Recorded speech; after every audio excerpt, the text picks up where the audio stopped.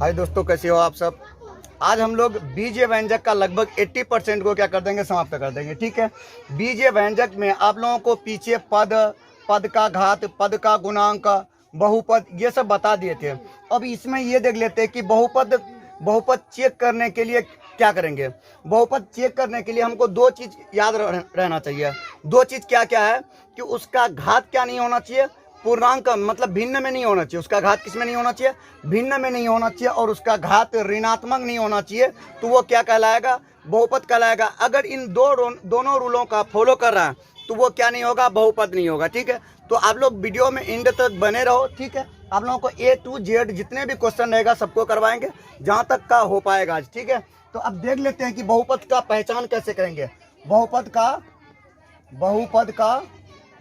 पहचान, बहुपद का पहचान, बहुपद का पहचान देख लो। ए में जैसे 2x² प्लस 4xy माइनस 9, क्या ये बहुपद होगा? हाँ होगा, क्योंकि इसका घात देखो, इसका घात क्या है, एक पूर्ण संख्या है। घात क्या है, एक पूर्ण संख्या है। लेकिन इसका घात पूर्ण संख्या, कहीं पे देखो इसका घात ऋणात्मक या भिन्न में है क्या? नहीं है, इसका घात ऋणात्मक या भिन्न में नहीं है। अब ये ऋणात्मक और भिन्न में नहीं है तो इसको क्या बोल देंगे हम लोग, बहुपद बोल देंगे, बहुपद। अब यहीं पे मान लो आपको रूट अंडर 2x हो गया, root under 2x minus 5xy² minus 7। अब ये बताओ, इसको बहुपद बोलेंगे या नहीं बोलेंगे? इसको बहुपद बोलेंगे या नहीं बोलेंगे? नहीं बोलेंगे, इसको बहुपद नहीं बोलेंगे। क्यों? क्योंकि इसका मान जो रहेगा, इसका जो घात आएगा कितना आ जाएगा, 2x पे पावर 1/2। आप लोगों को पीछे भी बताए थे, जब भी रूट अंडर x था तो इसका मान पावर कितना था, 1/2 था। अब ये बताओ 1/2 ये भिन्न नहीं है क्या? हाँ है भिन्न, 1/2 भिन्न है। क्या ये बहुपद कहलाएगा? नहीं कहलाएगा, ये बहुपद नहीं है, बहुपद नहीं है। तो इस तरह से आप लोग बहुपद को चेक कर सकते हैं कि कौन बहुपद है, कौन बहुपद नहीं है। अगर आपका पावर कोई पूर्ण संख्या आ रहा है तो मतलब वो क्या होगा, आपका बहुपद कहलाएगा। अगर बहुपद का घात भिन्न मतलब दशमलव भिन्न में और ऋणात्मक में आता है तो वो आपका बहुपद नहीं कहलाएगा। अब देख लेते हैं कि बहुपद का घात किसको कहते हैं, बहुपद का घात किसको कहते हैं, बहुपद का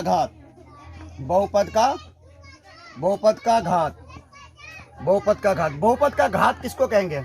देखो, जिस बहुपद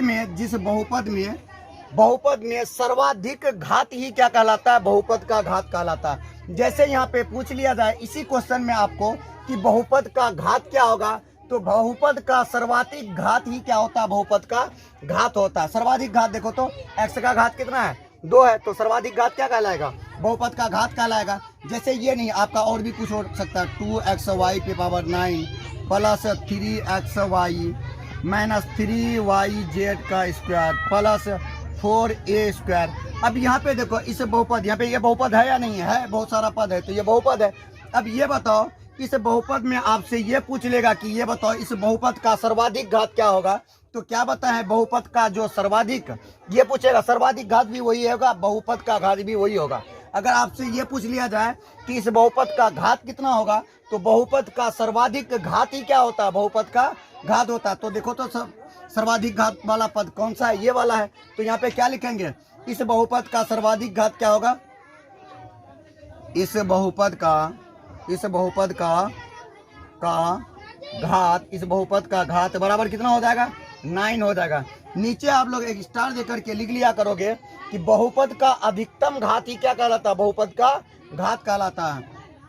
बहुपद का अधिकतम घात, बहुपद का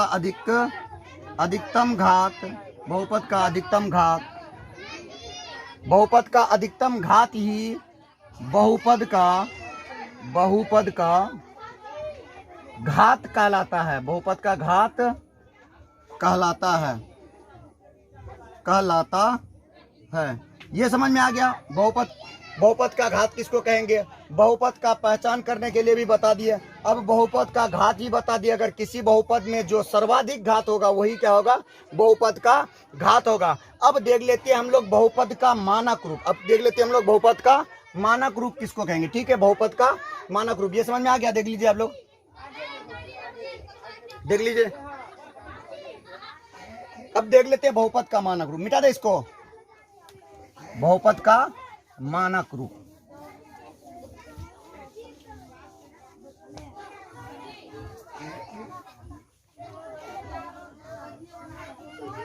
बहुपद का मानक रूप, बहुपद का मानक रूप। मानक रूप किसको कहते हैं? आपको अव्यवस्थित करके दे देगा, आपको बहुपद क्या दे देगा? अव्यवस्थित करके दे देगा। उसको व्यवस्थित करके लिखना ही क्या कहलाता है? बहुपद का मानक रूप कहलाता है। मान लो 2x² माइनस 6x पे पावर 5 माइनस 4x पे पावर 3 माइनस y। अब इसका मानक रूप लिखेंगे, इसको मानक रूप में लिखेंगे बहुपद का, इसको बहुपद का मानक रूप में लिखेंगे तो किस तरह से लिखेंगे? इसको बहुपद का मानक रूप में लिखने के लिए सबसे पहले देखो कि इस पूरे बहुपद में सबसे बड़ा घात किसका है? सबसे बड़ा घात किसका है? तो सबसे बड़ा घात इस पद का है, तो इस पद को हम लोग शुरू में लिख देते हैं। जैसे देख लो माइनस 6x पे पावर 5, उसके बाद देखो घात कितना है? 5 है। जब भी आप बहुपद का मानक रूप लिखोगे तो उसका घात का क्या करोगे? काउंटिंग करोगे कि घात जिसमें सबसे ज्यादा रहेगा सबसे पहले उसको लिखेंगे, उससे छोटा घात जिसका रहेगा उसके बाद उसको लिखेंगे, उससे छोटा घात जिसका रहेगा उसको लिखेंगे। ये प्रक्रिया लगातार जारी रखेंगे। इसी प्रक्रिया को क्या कहते हैं? बहुपद का मानक रूप। ठीक है, अब यहाँ पे देख लो माइनस 4x³, ये सबसे सर्वाधिक घात 5, उससे छोटा घात ये है। अब उससे छोटा घात कौन है? ये वाला है, प्लस 2x²। अब यहाँ पे माइनस y, यही आपका क्या हो गया? बहुपद का मानक रूप। यही क्या हो गया? बहुपद का मानक रूप हो गया। क्या हो गया? मानक रूप। इसमें और भी हो सकता है, जरूरी नहीं कि आपको इसी टाइप से, इससे भी बराबर रह सकता है।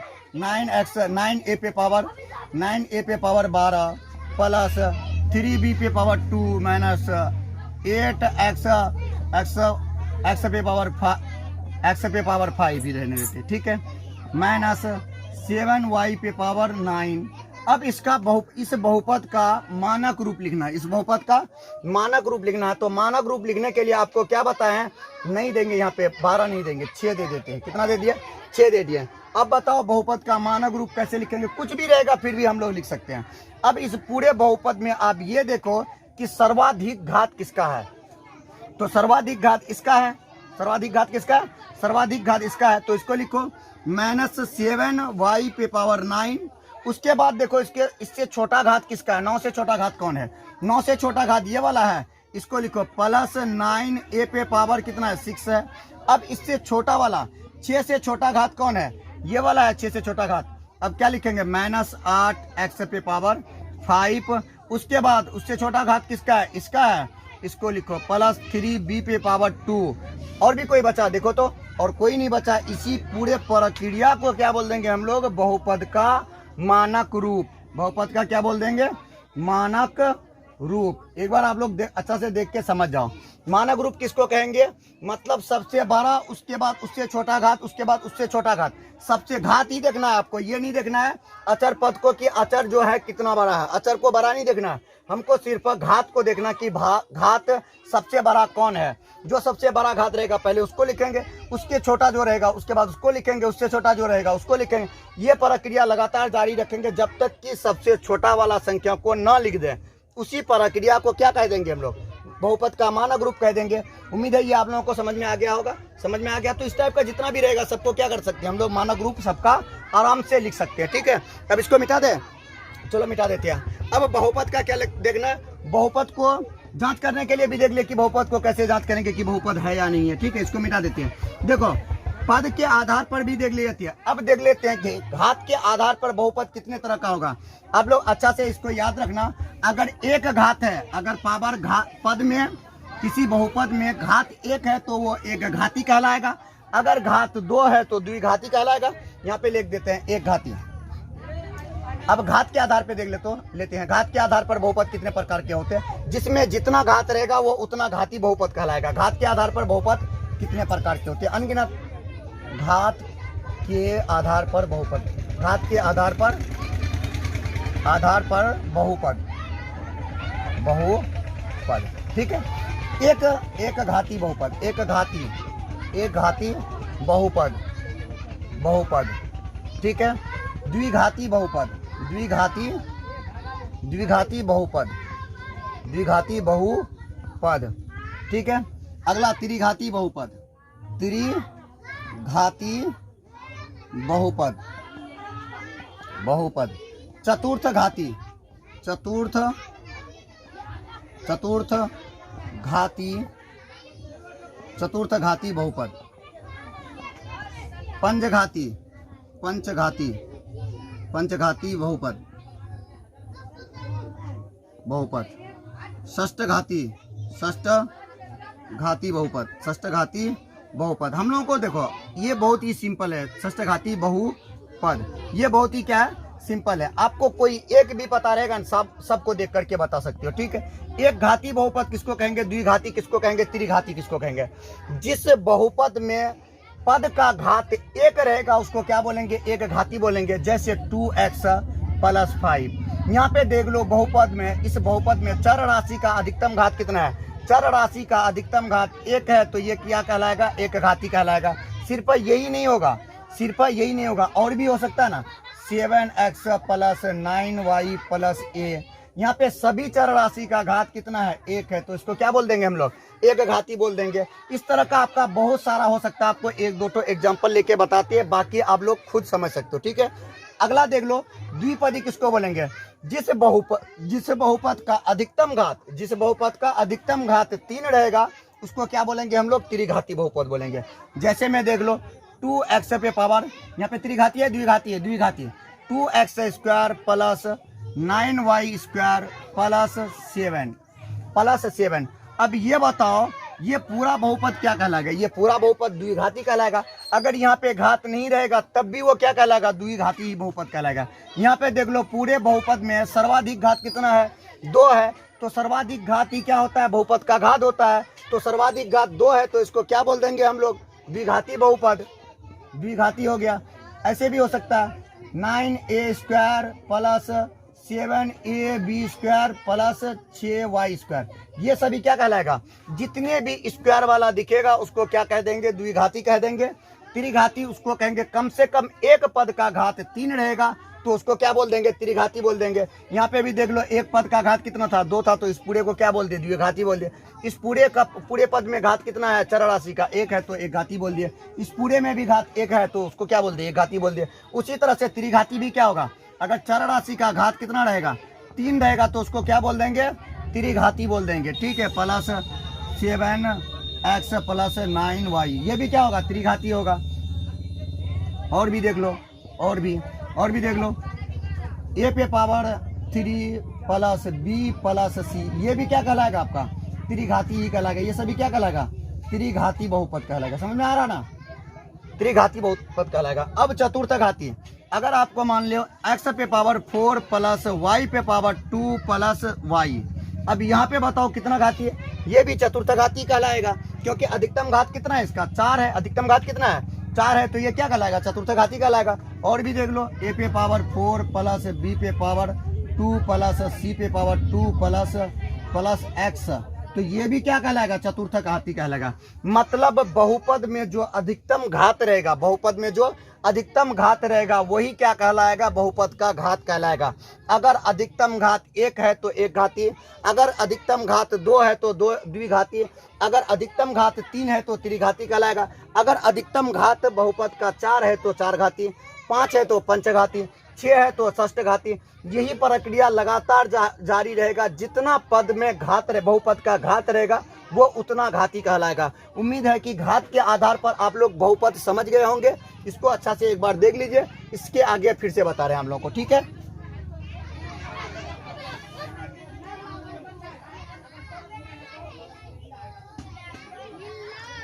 समझ आ गया, ये त्रिघाती हो गया। और पद के आधार पे भी बता दिए थे आप लोगों को, पद के आधार पे भी बता दिए थे कि कितना पद के आधार पर बीज व्यंजक कितने प्रकार के होते हैं। अगर पद के आधार पे पूछेगा तो ये त्रिपदी हो गया, ये पूछेगा तो ये भी त्रिपदी हो गया, 1 2 3 4, और ये भी कितना, चतुर्थ पदी हो जाएगा। यहाँ पे 3 ही पद है, ये त्रिपदी कहलाएगा, ये चतुर्थ पदी कहलाएगा। लेकिन घात के आधार पर आपको दोनों चीज बता दिए हैं कि बहुपद, ये बीज व्यंजक किसके आधार पे, पद के आधार पे कितना पदी कहलाएगा, घात के आधार पर बहुपद कितना घाती कहलाएगा, दोनों चीज बता चुके हैं, ठीक है। अब हम लोग देख लेते हैं बीज व्यंजक का योगफल करना सीखते हैं। ठीक है, बीज व्यंजक का योग करना सीखते हैं। इसको मिटा देते हैं, अब योग सीख लेते हैं हम लोग।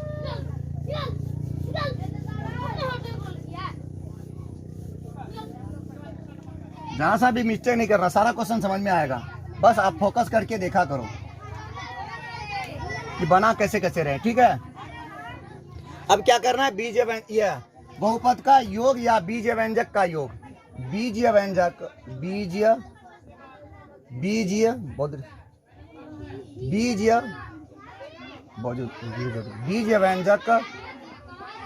व्यंजक का योग, योगफल या योग। ठीक है, मान लो आपको दो पद दे दिया है, कितना, मान लो आपको 6x² प्लस 9xy प्लस 20। ठीक है, एक तो ये दिया हुआ है और आपको योग करने के लिए कह रहा है, क्या कह रहा है, बीज व्यंजक का योगफल ज्ञात करना है। योगफल ज्ञात करें, चलो लिख ही देते हैं, योगफल ज्ञात करें। हो गया, योगफल ज्ञात करें। यहाँ पे कुछ ले लो, 3x² माइनस 5xy प्लस 16। अब इन दोनों का क्या करना है, हमको योग ज्ञात करना है। क्या करना है, योग ज्ञात करना है। तो योग ज्ञात करने के लिए क्या करते हैं, जैसे आपको 4 और 5 का योग कहेगा तो क्या करोगे, 4 जोड़ प्लस 5, 4 जोड़ 5 तो कितना हो जाएगा, 9 हो जाएगा। उसी तरह से यहाँ पे आपको बीज व्यंजक दिया हुआ है। बीज व्यंजक एक पद यहाँ से यहाँ तक, मतलब एक बहुपद, एक बहुपद यहाँ से यहाँ तक है, एक बहुपद यहाँ से यहाँ तक है, या एक बीज व्यंजक यहाँ से यहाँ तक है, एक बीज व्यंजक यहाँ से यहाँ तक है। अब इन दोनों बीज व्यंजक को क्या कर देना है, जोड़ देना है। जोड़ करके देखेंगे कि कितना आएगा। जोड़ में भी तुमको एक दो चीज क्या बातें याद रखना पड़ेगा। वो दो चीज बातें क्या है, पहले इसको लिख लेते हैं, उसके बाद बता रहे हैं।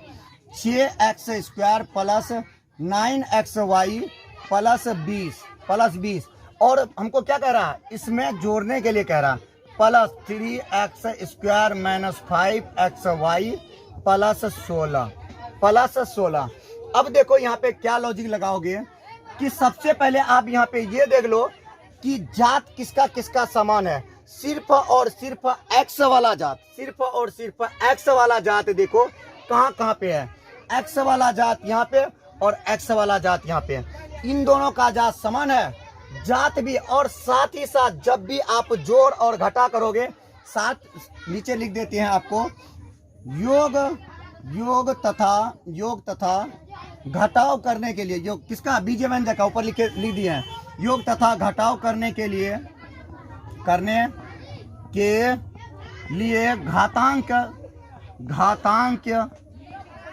घातांकीय नियम का पालन करना है। नियम का पालन करना है। ठीक है, अब ये बताओ किसका पालन करना है, घातांक के नियम का पालन करना है। ये बताओ, इसका जात तो समान है, इन दोनों का तो रिश्ता करवा सकते हैं, लेकिन दो समान जात में अगर रिश्ता होता है तो दोनों का पावर क्या होना चाहिए, समान होना चाहिए। पावर मतलब दोनों का संपत्ति क्या होना चाहिए, बराबर होना चाहिए, तभी आप उसको क्या कर सकते हैं, जोड़ या घटा कर सकते हैं। कहाँ पे, बीज व्यंजक में।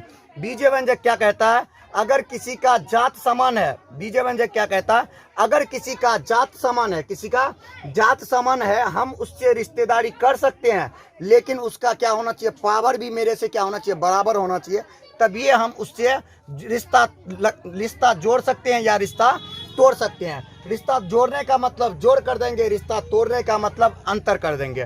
तो ये समझ में आ गया कि जात के साथ साथ क्या होना चाहिए, घात भी समान होना चाहिए, तभी आप उसका जोड़ या घटा कर सकते हैं। लेकिन गुना में कुछ और होता, तो गुना में जब जाएंगे तब बताएंगे। अब यहाँ पे देखो, इसका समान जात, इसका समान जात, समान जात समान घात एक साथ में रख दो। 6x² plus 3x² 6x² plus 3x² minus, अब देख लो, अब आगे में चलते हैं हम लोग। xy जात वाला कहाँ पे है, xy जात वाला यहाँ पे, xy जात वाला यहाँ पे। ठीक है, अब इसको लिख लो, प्लस है, प्लस में है तो प्लस में लिख लेते हैं 9xy। अब अगला तुम्हारा माइनस में है तो माइनस में लिख लो 5xy। हो गया। अब अगला देख लो, इसका जात भी समान था, इसका भी घात 1, इसका भी घात 1, इसका भी घात 1, इसका भी घात 1, जात xy, इसका भी जात xy। ठीक है, चर राशि को सिर्फ देखना है, आपको अचर राशि को नहीं देखना कि अचर राशि क्या है। आपको चर राशि देख करके गणना करना है कि इसका जात समान है या नहीं है। समझा गया।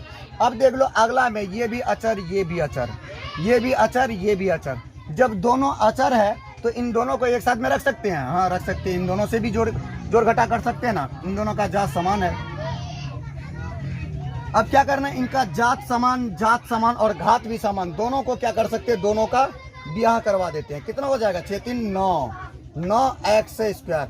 ये नहीं कि 9 एक्स पे पावर 4 हो जाएगा, नहीं, यहाँ पे आपको 6 एक्स स्क्वायर और 3 एक्स स्क्वायर, 6 एक्स स्क्वायर और 3 एक्स स्क्वायर, दोनों को जोड़ देंगे तो कितना हो जाएगा, 9 एक्स स्क्वायर हो जाएगा। ठीक है, प्लस प्लस, ये समझ में आ गया ना। चर राशि को चर राशि से जोड़ देंगे और अचर राशि को अचर राशि से। लेकिन यहाँ पे आपको याद रहे दोनों का घात समान है, मतलब यहाँ पे 6 एक्स है, यहाँ पे 3 एक्स है, तो दोनों को 6 एक्स स्क्वायर, यहाँ पे 3 एक्स स्क्वायर, दोनों को जोड़ देंगे तो कै एक्स स्क्वायर हो जाएगा, 9 एक्स स्क्वायर। ये नहीं कि इसको भी जोड़ देंगे इसको भी जोड़ देंगे, आपको लिखा भी दिए, घातांक के नियम का पालन कर रहा है। घातांक का नियम क्या कहता है, जोड़ में जब रहेगा तो उसका अगर आधार समान रहे, पावर भी समान रहे तो जोड़ घटा कर सकते हैं। लेकिन यहीं पे क्या कहता, अगर यहाँ पे गुना में रहेगा, ये जोड़ में रहेगा तो उसका पावर में कोई भी चेंजिंग नहीं होगा। लेकिन यहीं पे गुना में रहता तो उसमें चेंजिंग होता, वो आपको गुना में बताने वाले इससे आगे। ठीक है, 9 X square plus 9 X Y, इनको और इनको जोड़ दो तो इनको और इनको क्या करोगे, जोड़ोगे या घटाओगे, इनको और इनको जोड़ेंगे या घटाएंगे, जोड़ तो दिए। अब यहाँ पे 9 एक्स स्क्वायर, अब इसको जोड़ दो, 9 में से 5 घटेगा, कितना बचेगा, 9 में से 5 घटेगा, कितना बचेगा, 9 में से 5 घट गया तो बचेगा 4 एक्स वाई, प्लस में बचेगा। ठीक है, प्लस इन दोनों का जात समान है तो जोड़ सकते हैं, 36 हो जाएगा। उम्मीद है कि ये आप लोगों को जोड़ समझ में आ गया होगा। इस टाइप का जितना भी रहेगा, अगला देख लो, 5 X square Y square plus 16 X square minus 7 X square Y square minus 6ab। ठीक है, अब इसका जोड़ कैसे करेंगे, सेम नियम का पालन करना है। कितना नियम का, सेम नियम, उसी जिस तरह से पीछे कर रहे हैं, जिस तरह से बीज व्यंजक का जोड़ करते हैं उसी तरह से बीज व्यंजक का क्या करते हैं, घटा भी करते हैं। ठीक है, उसी तरह से घटा भी करते हैं। और एक तो जोड़ भी देख लेते हैं। ठीक है, और क्या देख लेते हैं। अब इसमें देखो जोड़ घटा कैसे करेंगे, इस पूरे का समूह में सबसे पहले देख लो कि जात और घात किसका समान है। जात और घात इसका और इसका जात घात क्या है, समान है। तो इसको पहले आप एक साथ में रख लो, 5 एक्स स्क्वायर वाई का स्क्वायर माइनस 7 एक्स का स्क्वायर और वाई का स्क्वायर, समान जात और समान घात वाले को एक साथ में रख लिए। ठीक है, माइनस 16 एक्स स्क्वायर, देखो तो और कहीं पे है, नहीं है तो छोड़ देंगे, माइनस 6ab। अब ये बताओ, समान जात को एक साथ में रख लिए हैं तो क्या जोड़ घटा नहीं कर सकते, कर सकते हैं। इसका जात अलग है, इसका जात अलग है, ना तो जोड़ सकते हैं ना तो घटा सकते हैं। अलग अलग जात में ना तो आप जोड़ सकते हो ना तो घटा सकते हो, समान जात में जोड़ भी घटा भी। लेकिन हाँ, याद रहे घातांक नियम का भी पालन करना है। यहाँ पे 5 एक्स स्क्वायर वाई स्क्वायर में से आपके पास 7 रुपया कर्ज है, 7 रुपया कर्ज में से 5 रुपया कर्ज उतार दीजिएगा तो बचेगा कितना, 2 रुपया कर्ज बच जाएगा। तो -2, कर्ज का मतलब क्या होगा, माइनस में हो जाएगा, किसमें हो जाएगा, माइनस में, -2 एक्स स्क्वायर और वाई स्क्वायर, एक्स स्क्वायर और वाई स्क्वायर, और ये तो चेंज होने वाला नहीं है, 16 एक्स स्क्वायर और यहाँ पे माइनस 6ab। समझ आ गया। अब देख लेते हैं हम लोग क्या, घटा देख लेते हैं, जिसको देखना है एक बार देख लिया कीजिए। अब घटा देख लेते हैं। अब बीज व्यंजक का क्या देख लेंगे हम लोग, घटाओ देख लेंगे। ठीक है, घटाओ समझ आ गया नहीं है। अब घटा देख लेते हैं।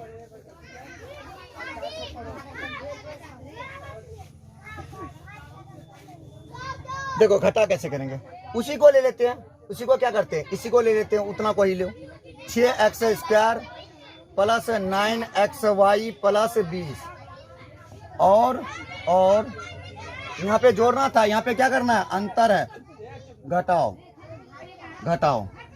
ठीक है, यहाँ पे क्या, घटाओ। इतना और इतना मैं जोड़े, यहाँ पे लिख दोगे मैं जोड़े, यहाँ पे जोड़े, और यहाँ पे क्या करना है, घटाना है। और 3x square minus 5xy plus 16 को घटाएं। ठीक है, यहाँ पे देख लो क्या बताएं आपको, जोड़ करो या घटा करो, कुछ भी करो, कोई मतलब उससे नहीं है। बस आप ये देखो कि जात और घात समान है या नहीं है। अगर जात घात समान रहेगा तो आप जोड़ भी कर सकते हैं और घटा भी कर सकते हैं। देखो इसका जात भी समान और इसका जात घात दोनों समान है। पहले चिन्ह लिख दो, घटाना है ना, घटा देते हैं। 6x square plus 9xy plus 20 अब यहाँ पे माइनस कह रहा है आपको, माइनस किसको घटाना है, इतना को घटाना है। तो 3x square minus 5xy plus 16 और भी कुछ होगा नहीं होगा। देखो माइनस इसलिए दिया है क्योंकि यहाँ पे आपका चिन्ह कुछ चिन्ह क्या होगा, चेंज हो जाएगा। जहाँ पे प्लस है वहाँ माइनस हो जाएगा, जहाँ पे माइनस है वहाँ पे क्या हो जाएगा, प्लस हो जाएगा। तो क्या करना है यहाँ पे, देखो तो यहाँ पे समान जात, पहले चिन्ह का गुना कर लो। 6x square plus 9xy plus 20 plus गुना माइनस क्या रहेगा, माइनस ही 3x स्क्वायर माइनस गुना माइनस क्या हो जाएगा, प्लस हो जाएगा 5xy प्लस गुना माइनस क्या रहेगा, माइनस ही रहेगा। माइनस कितना हो जाएगा, 16। अब देख लिया करो क्या करेंगे, अब यहाँ पे समान जात को एक साथ में रख लेंगे। इसका जात और इसका जात समान है, भले चिन्ह कुछ भी हो, ठीक है। घटा का चिन्ह है तो घटा देंगे, जो घटा आता ही है। 6x square minus 3x square. अब अगला में देखो 9xy, यहाँ पे भी xy जात वाला, तो इन दोनों को भी जोड़ सकते हैं। 9xy प्लस जात और घात दोनों का समान, दोनों चीज समान है, 5xy। ठीक है, अगला आपका देख लो, ये आपका अचर पद, ये भी अचर पद, इन दोनों का भी क्या कर सकते हैं, जोड़ घटा कर सकते हैं। तो एक प्लस में है और एक माइनस में है, तो जोड़ घटा कर लेंगे। 6x स्क्वायर में से 3x स्क्वायर चले जाएगा तो कितना बचेगा, 3x स्क्वायर बच जाएगा। प्लस यहाँ 9xy है, यहाँ पे 5xy है, 9 5 कितना हो जाएगा, 14xy हो जाएगा। अब यहाँ पे 20x में से 16 घट जाएगा तो बचेगा कितना, 20 में से 16 घट जाएगा तो 4 बचेगा। ये हो गया आपका बीजीय व्यंजक का घटाव।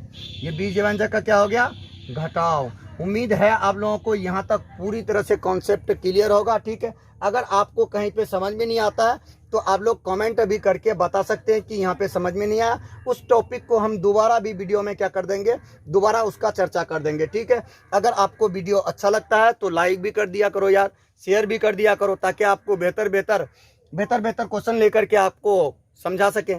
ठीक है, आप लोगों का सपोर्ट का जरूरत है। आप लोग सपोर्ट करोगे तो गारंटी है आपको लिए बेहतर क्वेश्चन सोच करके बेहतर ट्रिक लेकर के आएंगे आप लोगों को बताने के लिए। ठीक है, तो आगे अब इससे आगे भी पढ़ना है या इतना ही छोड़ देते हैं, आज यहीं तक छोड़ देते हैं। ठीक है, इससे आगे आप लोगों को फिर नेक्स्ट वीडियो में, क्योंकि ये क्लियर होने वाला नहीं है, कम से कम बीजीय व्यंजक को पूरी तरह से बनाने के लिए 3 से 4 घंटा चाहिए, हर प्रत्येक टॉपिक पे चर्चा करने के लिए। ठीक है, क्योंकि आपको 8 तक का ये पढ़ा रही है, प्रत्येक टॉपिक से आपको बारी बारी से बताएंगे, क्योंकि किसी भी एग्जाम का तैयारी नहीं करवाते कि इस टाइप का मिलेगा, इस टाइप का मिलेगा। आप पहले पढ़ चुके हैं, इसीलिए इसको समझ लेंगे। ठीक है, आप शुरू से देखोगे तो सभी क्वेश्चन आपको एक तरफ से समझ में आएगा। ठीक है, आज यहीं तक छोड़ देते हैं, फिर नेक्स्ट रोज गुना देख लेंगे। यहाँ पे तो जोड़ घटा देख लिए, नेक्स्ट रोज क्या देख लेंगे, गुना देख लेंगे और भाग देख लेंगे। ठीक है, और कुछ फार्मूला, कुछ फिगर भी रहेगा, फिगर का भी प्राप्त कर लेंगे। ठीक है, आज यहीं तक।